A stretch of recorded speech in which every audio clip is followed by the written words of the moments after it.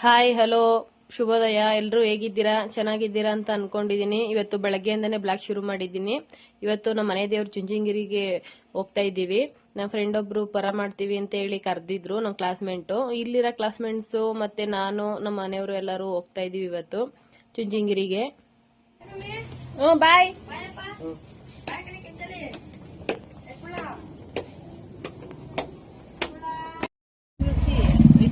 ಹೆಂಗ್ ಚಿಪ್ತಾವಳೆ ಆಯ್ತು ice cream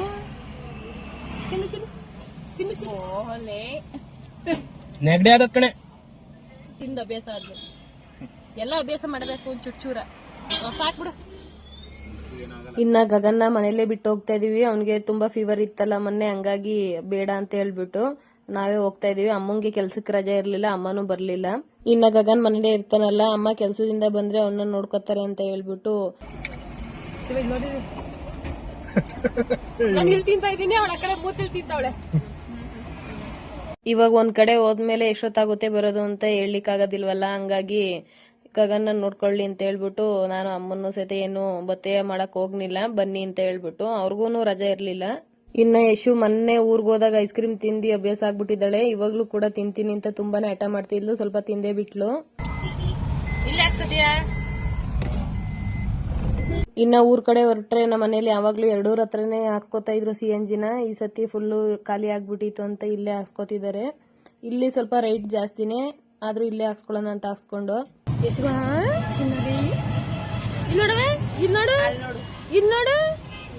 ನಿನ್ನೆ ನೋಡೋದು ಸೊಬಗೆ ಹೇಳೋಳೆ. ನಂದೊಂದು ಫೋಟೋ ಹೊಡ್ಕೊಂಡ್ಬಿಡ್ಲೆ, ನಿನ್ ಜೊತೆ ನಂದೊಂದು ಫೋಟೋ ಇಲ್ಲ ಅಂತ. ಆಯ್ತು ಹೊಡ್ಕೊತೀನಿ. ನೋಡಕ್ಕಿಲ್ಲ ಅವಳು. ಇಲ್ಲ ಆಂಟಿ ನೋಡು, ಆಂಟಿನ ಇಲ್ಲಿ ನೋಡಿ, ಇಲ್ಲಿ ಆಂಟಿ ನೋಡು.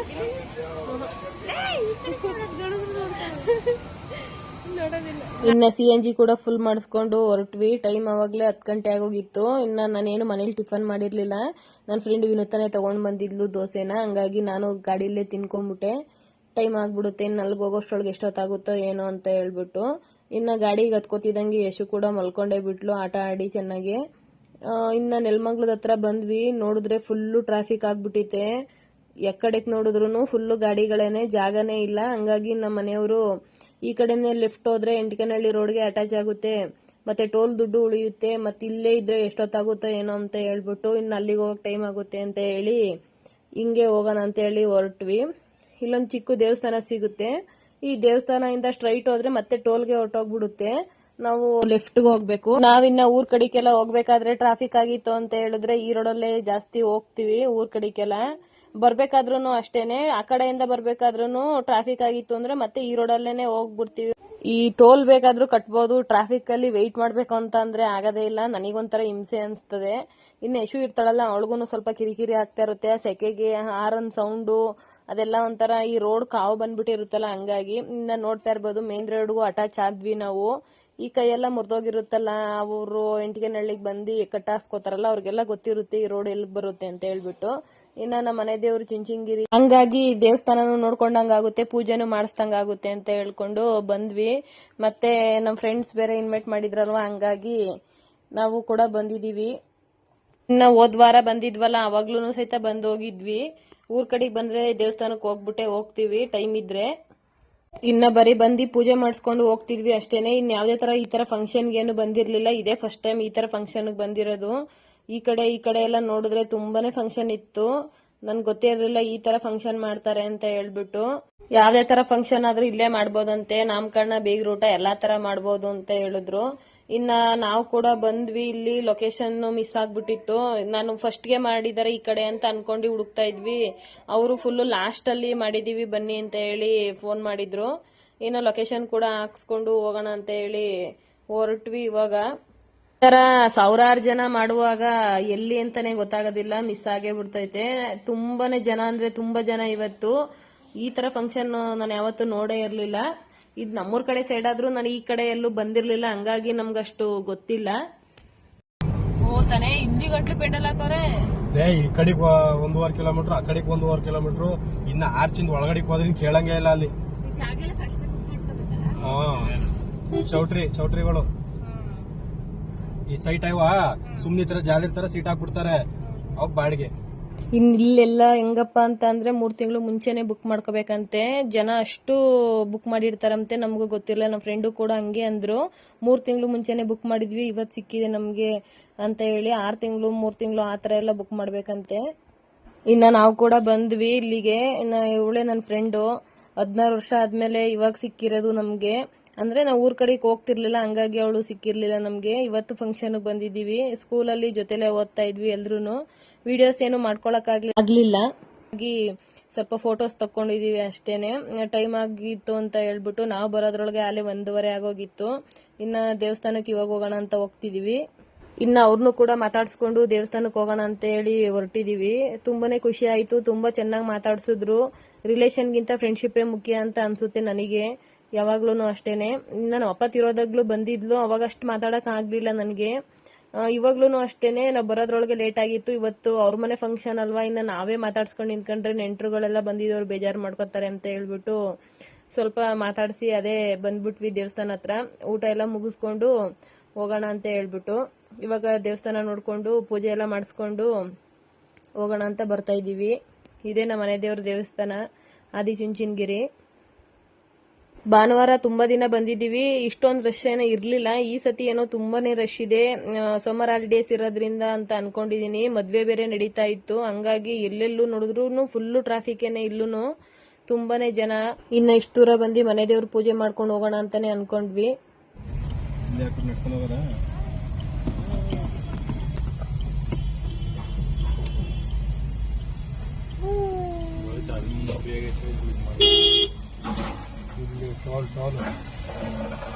ಏನು ಹೋದ್ರು ಆ ಬಸ್ ಅವಲ್ಲ ಅಲ್ಲೇ ಸ್ಟಾಪು. ಅದಕ್ಕೆ ಇದ್ರೊಳಗಡೆ ಹಾಕ್ಬಿಟ್ಟು ನೀನು ನಡ್ಕೊಂಡು ಸರಿ ಆಯ್ತು ಆಯ್ತಾಯ್ತು. ಇಲ್ಲೂ ತುಂಬಾನೇ ರಶ್ ಇತ್ತು, ಹಂಗಾಗಿ ಶಿವು ಗಾಡಿ ನಿಲ್ಸ್ಬಿಟ್ಟು ನಡ್ಕೊಂಡು ಹೋಗೋಣ ಅಂತ ಹೇಳಿದ್ರು. ಹಂಗಾಗಿ ಗಾಡಿ ನಿಲ್ಸ್ಕೊಬರಕ್ ಹೋಗಿದ್ದಾರೆ. ನಾನು ಯಶು ಕರ್ಕೊಂಡು ಹೋಗ್ತಾ ಇದ್ದೀನಿ. ತುಂಬಾನೇ ಬಿಸಿಲು ಬೇರೆ, ಇವತ್ತು ಮಳೆ ಬರೋ ತರ ಇತ್ತು. ಹಂಗಾಗಿ ಬಿಸಿಲು ತುಂಬಾನೇ ಕಾಯ್ತಾ ಇತ್ತು. ಇವಾಗ ನಡ್ಕೊಂಡು ಹೋಗಕ್ಕೆ ಆಗ್ತಾ ಇಲ್ಲ. ನನಗಂತೂ ನಡ್ಕೊಂಡು ಹೋಗಿ ಅಭ್ಯಾಸ ತಪ್ಪೋಗ್ಬಿಟ್ಟು ಫುಲ್ಲು ಸುಸ್ತಾಗ್ತಾ ಇತ್ತು. ಇನ್ನ ಶಿವು ಗಾಡಿ ನಿಲ್ಸಕ್ಕೆ ಅಂತ ಹೋದರು, ಬರ್ಲೇ ಇಲ್ಲ. ಅಲ್ಲಿ ಪಾರ್ಕಿಂಗ್ಗೂ ಜಾಗ ಇರ್ಲಿಲ್ವಂತೆ, ಹಂಗಾಗಿ ಸ್ವಲ್ಪ ಲೇಟ್ ಆಗುತ್ತೆ, ಹೋಗ್ತಾ ಇರಿ ಬರ್ತೀನಿ ಅಂತ ಹೇಳಿದ್ರು. ನಾನು ಕೂಡ ಅವಳನ್ನ ಕರ್ಕೊಂಡು ಹೋಗ್ತಾ ಇದ್ದೆ. ಇಲ್ಲಿ ನನ್ನ ಫ್ರೆಂಡು ಕೂಡ ಹೋಗ್ತಿದ್ದಾರೆ ಮುಂದೆಗಡೆ. ನಡೆದಿ ಅಭ್ಯಾಸ ತಪ್ಪೋಗ್ಬಿಟ್ಟಿತ್ತು, ಹಂಗಾಗಿ ಬೇಗ ಬೇಗ ನಡೆಯಕ್ಕೂ ಆಗ್ತಾ ಇಲ್ಲ, ತುಂಬಾ ಬಿಸಿಲಿರೋದ್ರಿಂದ. ಇನ್ನು ಯಶು ಬೇರೆ ಎತ್ಕೊಂಡಿದ್ದೀನಲ್ವಾ, ತುಂಬಾನೇ ಒಂಥರ ಸುಸ್ತಾದಂಗ ಅನಿಸ್ತಾ ಇತ್ತು. ನನ್ನ ಫ್ರೆಂಡ್ ಬೇರೆ ಬಾ ಬೇಗ ಬೇಗ, ಯಾಕೆ ಹಿಂದೆನೆ ಉಳ್ಕೊಂಡೆ ಅಂತ ಅಂತಿದ್ರು. ಇಲ್ಲ ಫೋಟೋಸ್ ತಗೊಂಡ್ಬರ್ತಾ ಇದೀನಿ ನಡಿ ಅಂತ ಅಂದೆ. ಇಲ್ಲ ಕೊಡು ಪಾಪು, ಸುಸ್ತಾಗ್ತಿದೆ ನಿನ್ಗೆ ಗೊತ್ತಾಗ್ತೈತೆ ಅಂತ ಹೇಳಿ ಅವಳು ಸ್ವಲ್ಪ ದೂರ ಎತ್ಕೋತೀನಿ ಅಂತ ಯಶುವನ್ನ ಎತ್ಕೊಂಡ್ಲು. ಲೇಡೀಸ್ ಹತ್ರಕ್ಕೆ ಹೋಗ್ತಾಳೆ, ಜೆಂಟ್ಸ್ ಹತ್ರಕ್ಕೆ ಹೋಗಲ್ಲ ಅವಳು ಜಾಸ್ತಿ. ಹೆಂಗೋ ಫೈನಲಿ ಓದ್ಲು, ಅವಳ ಹತ್ರಕ್ಕೇನು ಅಳೋದಿಲ್ಲ, ಒಟ್ಟಲ್ಲಿ ಲೇಡೀಸ್ ಹತ್ರಕ್ಕೆ ಹೋಗ್ತಾಳೆ, ಹಂಗೆಲ್ಲ ಏನಿಲ್ಲ. ಇನ್ನ ಟೈಮ್ ಬೇರೆ 1:30 ಆಗಿತ್ತು ಅಂದಲ್ಲ, ನನಗ್ ಬೇರೆ ಹೊಟ್ಟೆ ಹಸಿತಾ ಇತ್ತು. ಅಷ್ಟರೊಳಗೆ ಶಿವನು ಕೂಡ ಬಂದ್ರು ಪಾರ್ಕಿಂಗ್ ಮಾಡ್ಬಿಟ್ಟು. ಇನ್ನ ಹೋಗ್ತಾ ಇದೀವಿ ದೇವಸ್ಥಾನಕ್ಕೆ ಹೋಗ್ಬಿಟ್ಟು ಪೂಜೆ ಮಾಡ್ಕೊಂಡ್ ಬರೋಣ ಅಂತ. ಇನ್ನ ಅಲ್ಲೂ ಎಷ್ಟು ಜನ ಕ್ಯೂ ಐತೆ ಅಂತ ಗೊತ್ತಿಲ್ಲ. ಒಟ್ನಲ್ಲಿ ಹೋಗೋಣ, ಇಲ್ಲಿಷ್ಟು ದೂರ ಬಂದು ಪೂಜೆ ಮಾಡ್ದಲೆ ಹೆಂಗ್ ಹೋಗೋದು ಅಂತ ಹೋಗ್ತಾ ಇದೀವಿ. ಇನ್ನ ಹೊರಗಡೆನೆ ಜನ ಇಷ್ಟೊಂದು ಅಂತ ಅನ್ಕೊಂಡಿದ್ದೆ ನಾನು. ಒಳಗಡೆ ಬಂದ್ರೆ ಇನ್ನ ಕಾಲಿಕ್ಕಕ್ಕೆ ಜಾಗ ಇರ್ಲಿಲ್ಲ, ಅಷ್ಟು ಜನ. ನೋಡಿದ್ರೆ ಯಪ್ಪ ಸಾಕಾಗೋಯ್ತು. ಯಾಕಾರ ಬಂದಪ್ಪ ಒಳಗಡೆಗೆ ಯಶು ಕರ್ಕೊಂಡು ಅಂತ ಅನ್ನಿಸ್ತು. ಅವಳಂತೂ ಯಾರ ಹತ್ರನೂ ಹೋಗ್ತಾನೆ ಇರ್ಲಿಲ್ಲ, ಹಂಗಾಗಿ ಶಿವು ಹತ್ರ ಹೋದ್ಲು ಸ್ವಲ್ಪ ಹೊತ್ತು. ಮನೆಯಲ್ಲಿ ಸೈಲೆಂಟ್ ಆಗಿ ಇರ್ತಾಳಲ್ಲ, ಹಂಗಾಗಿ ಅಭ್ಯಾಸ ಆಗ್ಬಿಟ್ಟವಳೆ. ಜನ ಎಲ್ಲ ನೋಡಿದ್ರೆ ಸ್ವಲ್ಪ ಎದ್ರುಕೊಂಡ್ಬಿಡ್ತಾಳೆ. ಕೊನೆಗೂ ದೇವ್ರ ದರ್ಶನ ಆಯ್ತು, ಮುಗಿಸ್ಕೊಂಡ್ವಿ. ಇನ್ನ ಊಟಕ್ಕೆ ಹೋಗೋಣ, ಟೈಮ್ ಆಗುತ್ತೆ ಅಂತ ಹೇಳಿ ಹೊರಡ್ತಾ ಇದೀವಿ. ಇಲ್ಲಂತೂ ಸಿಕ್ಕಾಬಟ್ಟೆ ಜನ, ಯಾಕಡೆಗೆ ಹೋದ್ರು ಬರೀ ಜನನೇ, ಕಾಲಿಕ್ಕಕ್ಕೆ ಜಾಗ ಇರ್ಲಿಲ್ಲ. ಬಿಡಿ ದಿವಸದಲ್ಲಿ ದೇವ್ರನ್ನ ನೋಡ್ಬೋದೇ ಹೊರತು ಜನದೊಳಗಡೆ ನೋಡಕ್ ಆಗದೇ ಇಲ್ಲ. ಇನ್ನೊಂದಿನ ಯಾವಾಗಾದ್ರೂ ಬರೋಣ ಅಂತ ಹೇಳ್ಬಿಟ್ಟು ಹೊರಟ್ವಿ. ಇನ್ನ ಸ್ವಾಮೀಜಿ ಕೂಡ ಸಿಕ್ಕಿದ್ರು ನಮ್ಗೆ, ಸ್ವಾಮೀಜಿ ಕೂಡ ನೋಡಿದ್ವಿ, ಆಶೀರ್ವಾದ ಮಾಡ್ಸೋಣ ಅಂತ ಹೇಳ್ಬಿಟ್ಟು ಯಶುನ ಕರ್ಕೊಂಡು ಹೋದ್ವಿ. ತುಂಬಾನೇ ರಶ್ ಇತ್ತು, ಹಂಗಾಗಿ ಇವತ್ತು ಆಗದೇ ಇಲ್ಲ, ಬೇಡ ಇನ್ನೊಂದಿನ ಯಾವಾಗಾದ್ರೂ ಮಾತಾಡ್ಸೋಣ ಅಂತ ಹೇಳಿ ಬಂದ್ಬಿಟ್ವಿ. ಆಗ್ಲೇ ಇಲ್ಲ, ಫುಲ್ಲು ಲೈನ್ ಇತ್ತು. ಸ್ವಾಮೀಜಿ ಇರೋದ್ರಿಂದ ಇನ್ನೂ ತುಂಬಾನೇ ಕ್ರೌಡ್ ಆಗ್ಬಿಡ್ತು, ಹಂಗಾಗಿ ಬಂದ್ಬಿಟ್ವಿ. ಮಕ್ಕಳು ಎಲ್ಲ ದೊಡ್ಡವರಾಗೋವರ್ಗುನು ಈ ದೇವಸ್ಥಾನಗಳು, ಮದ್ವೆಗಳು, ಜಾತ್ರೆಗಳು ಇಂಥವಕ್ಕೆಲ್ಲ ಹೋಗಕ್ಕೆ ಆಗೋದಿಲ್ಲ. ಇನ್ನ ನಾವು ಚಿಕ್ಕ ಮಕ್ಳಿದ್ದಾಗ ಈ ಬೆಟ್ಟನ ಹತ್ತಿದ್ದು, ಇವಾಗ ಹತ್ತಕ್ಕಂತೂ ಸಾಧ್ಯನೇ ಇಲ್ಲ, ತುಂಬಾನೇ ಬಿಸಿಲಿತ್ತು. ಮತ್ತೆ ಯಶುನು ಇದ್ಲಲ್ಲ, ಹಂಗಾಗಿ ಆಗದೇ ಇಲ್ಲ ಅಂತ ಅನ್ಕೊಂಡ್ವಿ. ದೇವಸ್ಥಾನದಿಂದ ಒಳಗಡೆಯಿಂದ ಬರೋದ್ರೊಳಗಡೆನೆ ಆಲೆ ಟೈಮ್ 3 ಗಂಟೆ ಆಗೋಯ್ತು. ಇನ್ನ ದೇವ್ರ ಪ್ರಸಾದ ತಗೊಳ್ಳೋಣ ಅಂತ ಹೇಳಿ ಸ್ವಲ್ಪ ದೇವ್ರ ಪ್ರಸಾದ ತಗೊಳ್ಳೋಣ ಅಂತ ಹೋದ್ವಿ. ಅಲ್ಲಿ ನೋಡಿದ್ರೆ ಸ್ವಲ್ಪ ಲಡ್ಡು ಎಲ್ಲ ಸ್ವಲ್ಪ ಸ್ಮೆಲ್ ಬರೋ ಥರ ಆಗ್ಬಿಟ್ಟಿತ್ತು. ಹಂಗಾಗಿ ನಾವು ಬೇಡ ಬರೀ ಕಡಲೆ ಮಿಠಾಯಿ ಕೊಡಿ ಅಂತ ಹೇಳಿದ್ವಿ. ಅವರು ಇಲ್ಲ ಎರಡೂ ತಗೋಬೇಕು ಅಂತ ಹೇಳಿದ್ರು. ನಮಗ್ ಬೇಡ ಒಂದ್ ಕೊಡಿ ಅಂದಿದ್ಕೆ ಕೊಡ್ಲಿಲ್ಲ, ಚೆನ್ನಾಗಿಲ್ವಲ್ಲ ಅದಕ್ಕೆ. ಅವ್ರಿಗೆ ಇದೆಲ್ಲ ಒಂಥರ ಬಿಸ್ನೆಸ್. ನಾವು ಚೆನ್ನಾಗಿಲ್ಲ ಅಂದ್ರೂ ತಗೊಂಡ್ ಹೆಂಗ್ ತಿನ್ನಕ್ಕಾಗುತ್ತೆ, ದೇವ್ರೇನ್ ಪ್ರಸಾದದೊಳಗಡೆ ಇರಲ್ಲ, ಬೇಡ ಬಿಡು ಅಂತ ಹೇಳ್ಬಿಟ್ಟು ಶಿವು ತಗೊಳ್ಳೇ ಇಲ್ಲ. ಇನ್ನ ನನಗ್ ಬೇರೆ ತುಂಬಾ ಹೊಟ್ಟೆ ಹಸ್ತಿ ಸುಸ್ತಾಗ್ಬಿಟ್ಟಿತ್ತು. ಹಂಗಾಗಿ ಊಟ ಮುಗಿಸ್ಕೊಂಡು ಹೋಗೋಣ, ಟೈಮ್ ಆಗುತ್ತೆ ಇನ್ನ ಹೋಗೋದ್ರೊಳಗಡೆ ಅಂತ ಹೇಳಿ ಹೋಗ್ತಾ ಇದೀವಿ. ಇನ್ನ ನನ್ನ ಫ್ರೆಂಡು ಅವಳು ಬರ್ಲಿಲ್ಲ, ಅರ್ಧ ದಾರಿಗೆ ಬಂದು ಅವಳಿಗೆ ಹುಷಾರಿಲ್ದಂಗಾಯ್ತು. ಹಂಗಾಗಿ ಅಲ್ಲೇ ಉಳ್ಕೊಂಡ್ಲು. ಇನ್ನ ನಾನು ಶಿವ ಇಬ್ರೆ ಬಂದಿದ್ವಿ. ಇನ್ನ ಮೊಬೈಲ್ ತಗೊಂಡಾಗ ಒಂದ್ ಫ್ಯಾನ್ ಕೊಟ್ಟಿದ್ರು, ಅದಿರೋದ್ರಿಂದ ನನಗೆ ತುಂಬಾ ಹೆಲ್ಪ್ ಆಯ್ತು. ಯಶುಗೆ ಅವಳು ಸೆಕೆ ಅಂತೂ ತಡೆಯೋದೇ ಇಲ್ಲ, ಯಾವಾಗ್ಲೂ ಅಷ್ಟೇನೆ ಅಳ್ತಾ ಇರ್ತಾಳೆ. ಅವಳಿಗೆ ಫ್ಯಾನ್ ಇರೋದ್ರೆ ನಮ್ಗೊಂಥರ ನೆಮ್ಮದಿ ಆಗೋಯ್ತು ಅಲ್ಲಿ. ಇನ್ನ ನಾವು ಕೂಡ ಬಂದು ಊಟ ಎಲ್ಲ ಮುಗಿಸಿ ಹೋಗ್ತೀವಿ ಅಂತ ಅವ್ರಿಗೆ ಹೇಳಿ ಹೊರಟ್ವಿ. ಅವರು ಇನ್ನೂ ಒಂದಿನ ಇರಿ, ಸಂಜೆ ಹೋಗಿವ್ರಂತೆ ಅಂತ ಹೇಳ್ತಾ ಇದ್ರು. ಇನ್ನ ನಾವು ಯಡೂರಲ್ಲಿ ಮೀನ್ ಬೇರೆ ನೋಡ್ಕೊಂಡ್ ಬಂದಿದ್ವಿ, ಮೀನ್ ತಗೊಂಡ್ ಬೇರೆ ಹೋಗೋಣ ಅಂತ ಹೇಳ್ಬಿಟ್ಟು ಟೈಮ್ ಆಗುತ್ತೆ ಅವ್ರಂತ ಹೇಳ್ಬಿಟ್ಟು ಅವ್ರಿಗೆ ಗಗನ್ ಅಮ್ಮ ಮನೇಲೆ ಇದ್ರಲ್ಲ, ಹಂಗಾಗಿ ಇನ್ನ ನಾವು ಬರೋವರೆಗೂ ಮೀನ್ ಇತ್ತು. ಹಂಗಾಗಿ ಒಂದ್ 4 kg ತಗೊಂಡ್ವಿ. ಫ್ರೆಶ್ ಆಗವೆ ತಾನೆ ಅದು. ಆ ಮೀನ ಕಟ್ ಮಾಡ್ಬೇಡ, ಹಂಗಂಗೆ ಹಾಕ್ಸೋನು ಅದು. ಮಾರ್ಕೇನ್ ಬೇಡ, ಸುಮ್ನೆ ಕ್ಲೀನ್ ಮಾಡ್ಕೊಟ್ಬಿಡಿ. ದಪ್ಪದ್ ದಪ್ಪದ ಮೊಟ್ಟೆ ಐತಾ?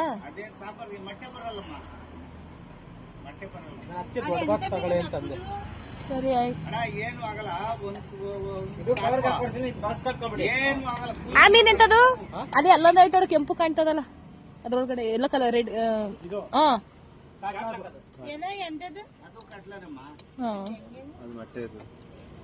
ಅಲ್ಲ ಅವ್ ಸಣ್ಣ ಸಣ್ಣ ಹಾಕಿಸಿದ್ರಲ್ಲ, ಇವು ದಪ್ಪ ಹಾಕತೀಯ ಅಂತ.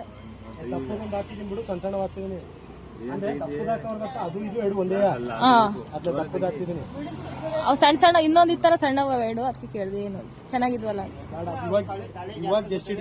ಇನ್ನ ಇವಾಗ ಇನ್ನೂ ಫ್ರೆಶ್ ಆಗಿ ಹಿಡ್ಕೊಂಡ್ ಬಂದಿದ್ರು ಮೀನು, ಹಂಗಾಗಿ ಅದನ್ನೇ ತಗೊಂಡ್ವಿ. ತುಂಬಾನೇ ಚೆನ್ನಾಗಿತ್ತು ಅಂತ ಹೇಳ್ಬಿಟ್ಟು.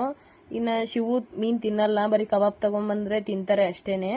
ಇನ್ನ ಗಗನು ಸಹಿತ ತಿನ್ನೋದಿಲ್ಲ, ಅಮ್ಮ ನಾನು ಇಬ್ರೇ ತಿನ್ನೋದು. ಹಂಗಾಗಿ ನಮ್ಮ ಫ್ರೆಂಡ್ಸ್ ಕೂಡ ಬಂದಿದ್ರಲ್ವಾ, ಹಂಗಾಗಿ ಅವಳಿಗೆ ಮಾಡ್ಲಿಕ್ಕೆ ಬರಲ್ವಂತೆ ಮೀನ್ ಸಾಂಬಾರು ಅಷ್ಟು. ಅವ್ರ ಅಮ್ಮ ಮಾಡ್ಕೊಂಡ್ ಕೊಡ್ತಾರೆ ಅವಳಿಗೆ. ಅವಳಿಗೂ ನಮ್ಮನೇನೆ ಕರೆಯೋಣ ಅಂತ ಹೇಳ್ಬಿಟ್ಟು ಒಟ್ಟಿಗೆ ತಗೊಂಡ್ವಿ ಮೀನ್ನ. ನನಗೆ ಇನ್ನ ಈ ಬೆಂಗಳೂರು ಮೀನ್ಗಿಂತ ಊರ್ ಕಡೆ ಮೀನ್ ತುಂಬಾನೇ ಇಷ್ಟ. ನಾವು ಊರ್ ಕಡೆಗೆ ಹೋದಾಗ ನಾವು ಬರುವಾಗ ಸಿಕ್ಕಿದ್ರೆ ಯಡೂರಲ್ಲಿ ಮಿಸ್ ಮಾಡ್ದಲೆ ತಗೊಂಡ್ಬರ್ತೀವಿ. ಯಡೂರ್ ಮೀನ್ ಚೆನ್ನಾಗಿರುತ್ತೆ. ನಮ್ ಕಡೆ ಹಳ್ಳಿ ತರ ಯಾವ ತರ ಇರುತ್ತೆ ಅದೇ ತರನೇ ಇವ್ರುನು ಮಾಡ್ಕೊಡ್ತಾರೆ. ಇದನ್ನ ನೀಟಾಗಿ ಕಟ್ ಮಾಡಿಸ್ಬಿಟ್ಟು ಇಲ್ಲೇನೆ ನಿಂಬೆ ಹುಳಿ ಹಿಂಡ್ಬಿಟ್ಟು ಸ್ವಲ್ಪ ಉಪ್ಪು ಹಾಕ್ಬಿಟ್ಟು ತಗೊಂಡ್ ಬರ್ತೀವಿ. ಹಂಗಾಗಿ ಹಾಳಾಗೋದಿಲ್ಲ, ಚೆನ್ನಾಗಿರುತ್ತೆ. ಮನೆಗೆ ಬಂದ್ರು ಇನ್ನೂ ಫ್ರೆಶ್ ಆಗಿರುತ್ತೆ. ತಗೊಂಬಂದಿದ ತಕ್ಷಣ ಸ್ವಲ್ಪ ಹೊತ್ತು ಫ್ರಿಜ್ ಅಲ್ಲಿ ಇಟ್ಬಿಟ್ಟು ಒಂದು 1/2 hour ವರ್ಗುನು ಆಮೇಲೆ ತಗೊಂಡು ಅಡುಗೆ ಮಾಡ್ತೀವಿ. ಚೆನ್ನಾಗಿರುತ್ತೆ ಮೀನ್ ಸಾಂಬಾರು, ಏನೂ ಆಗೋದಿಲ್ಲ ಅವಾಗ. ಇನ್ನ ಬರ್ತಾ ಮೇನ್ ರೋಡಲ್ಲೇ ಚಿಕ್ಕದಾಗಿ ಒಂಥರ ಸಂತೆ ತರ ಕಟ್ಟಿರುತ್ತೆ ಸೋಲೂರ್ ಹತ್ರ. ಇಲ್ಲಿ ತರಕಾರಿ ಆಗ್ಲಿ ಸೊಪ್ಪು ಹಣ್ಣು ಎಲ್ಲ ಫ್ರೆಶ್ ಆಗಿ ಸಿಗುತ್ತೆ. ನಾವು ಬಂದಾಗೆಲ್ಲ ಈ ಕಡೆ ತಗೊಂಡು ಹೋಗ್ತೀವಿ. ಏನು ಅವಾಗ ಸೀಸನ್ ಇರುತ್ತೆ ಆ ತರ ಎಲ್ಲ ಸಿಗುತ್ತೆ ಈ ಕಡೆಗೆಲ್ಲ. ಇನ್ನ ನಮ್ಮ ಮರದಲ್ಲಿ ಹಲಸಿನ ಹಣ್ಣು ಬಂದು ಇನ್ನೂ ಅಷ್ಟಾಗಿ ಹಣ್ಣಾಗಿರ್ಲಿಲ್ಲ, ಇನ್ನು ಚಿಕ್ಕ ಚಿಕ್ಕದು ಕಾಯಿ ಆಗಿತ್ತು. ಹಂಗಾಗಿ ನನಗೆ ಹಲಸಿನ ಹಣ್ಣು ತುಂಬಾ ಇಷ್ಟ ತಿನ್ಬೇಕು ಅಂತ. ಹಂಗಾಗಿ ಶಿವು ತಗೊಂಡ್ಬರ್ತೀನಿ ಅಂತ ಹೇಳಿ ಹೋಗಿದ್ರು. ಒಂದ್ ಹಣ್ಣಿಗೆ 200 ರೂಪಾಯಿ 250 ರೂಪಾಯಿ ಆ ತರ ಹೇಳ್ತಾ ಇದ್ರು. ನೋಡ್ಬೇಕು ಯಾವ ತರ ತಗೊಂಡ್ಬರ್ತಾರೆ ಅಂತ. ನನ್ಗೆ ಹಲಸಿನ ಬಗ್ಗೆ ಅಷ್ಟು ಗೊತ್ತಿಲ್ಲ, ಹಂಗಾಗಿ ಅವ್ರನ್ನೇ ಕಳ್ಸಿದೆ ತಗೊಂಡ್ ಬನ್ನಿ ಅಂತ ಹೇಳ್ಬಿಟ್ಟು. ಕೊನೆಗೂ ಒಂದ್ ತಗೊಂಡ್ ಬಂದ್ರು. ಅದು ಹಣ್ಣಾಗುತ್ತೋ ಏನೋ ಗೊತ್ತಿಲ್ಲ, ನೋಡ್ಬೇಕು. ಇನ್ನ ನಾವು ಬರೋದ್ರಲ್ಲಿ ಟೈಮ್ ಅಲ್ಲಿ 7 ಗಂಟೆ ಆಗೋಗಿತ್ತು.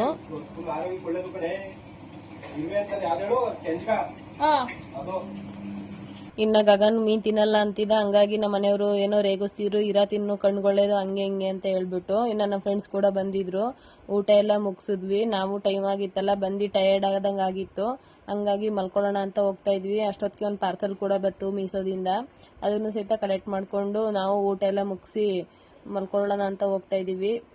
ಇವತ್ತಿನ ವ್ಲಾಗ್ ಇಷ್ಟೇ ಫ್ರೆಂಡ್ಸ್. ಇಷ್ಟ ಆಗಿದ್ರೆ ಲೈಕ್ ಮಾಡಿ, ಕಮೆಂಟ್ಸ್ ಮಾಡಿ, ಶೇರ್ ಮಾಡಿ, ದಯವಿಟ್ಟು ಸಬ್ಸ್ಕ್ರೈಬರ್ಸ್ ಮಾಡ್ಕೊಳ್ಳಿ.